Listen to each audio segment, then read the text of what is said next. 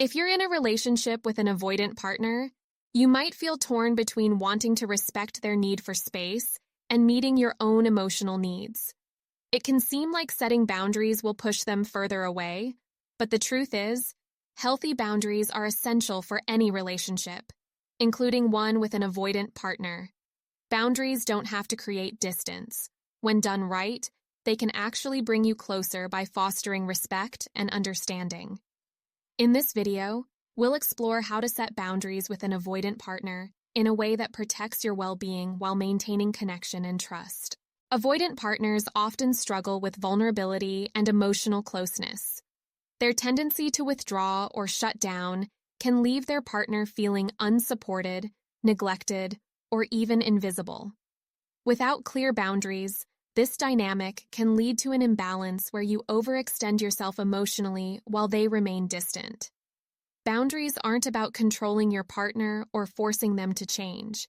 Instead, they're about defining what you need to feel valued and respected in the relationship. For an avoidant partner, clear and compassionate boundaries can actually make the relationship feel safer.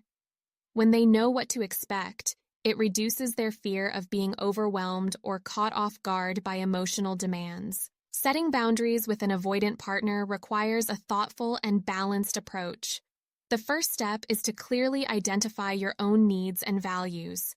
Ask yourself, what do I need to feel secure and fulfilled in this relationship? Whether it's consistent communication, emotional support, or quality time, understanding your needs will help you communicate them effectively. When discussing boundaries with your partner, choose a calm and non-confrontational tone. Avoid framing the conversation as criticism or a list of complaints. Instead, focus on how the boundary will improve the relationship for both of you. For example, you might say, "I feel more connected when we spend intentional time together. Can we set aside one evening a week just for us?" This approach invites collaboration rather than resistance. It's also important to be realistic and flexible. Avoidance may need time to adjust to new dynamics, so start with small, manageable boundaries. For instance, if they struggle with frequent check-ins, you could agree on a specific time for communication rather than expecting spontaneous updates throughout the day. Consistency is key. Once you've established a boundary, stick to it. If you set a limit but don't follow through, it sends mixed signals and undermines the boundary's effectiveness. However, this doesn't mean being rigid. Adaptation and mutual respect are part of the process. When setting boundaries with an avoidant partner, it's essential to avoid behaviors that could reinforce their fears or trigger withdrawal. One common mistake is presenting boundaries as ultimatums. Phrases like, "If you don't do this, I'm leaving," can feel threatening and lead to more distance rather than resolution. Another pitfall is over-explaining or justifying your needs. Boundaries are about your well-being, and they don't require lengthy explanations to be valid. Overloading an avoidant partner with emotional details may overwhelm them and make it harder for them to engage.